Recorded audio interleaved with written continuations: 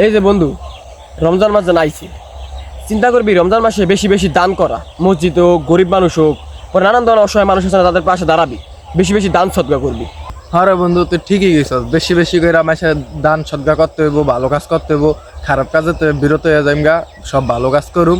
তুই ঠিকই গেছস রে। আসলে বন্ধু, তুই যদি ভালো কাজ করস তাইলেও কিন্তু হইব না। রমজান মাসে যদি তুই একটা মানুষের অসহায় মানুষের ইফতার করাইতারস, সেটাও কিন্তু অনেক সওয়াব হইব। তুই যে পারলে একটা মানুষের অসহায় মানুষের ইফতার চাইলে করাইতে পারবি।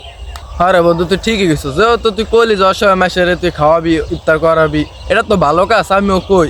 আর বন্ধু কি কইব দুঃখের কথা, আমার তো অসহায় মানুষের দুনিয়া তার কেউ নাই, তুই জানস।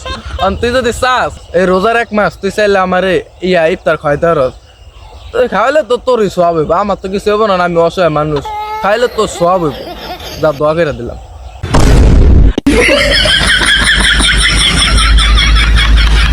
কিরে বন্ধু, কই যাস? ইফতার খাওয়াতি না?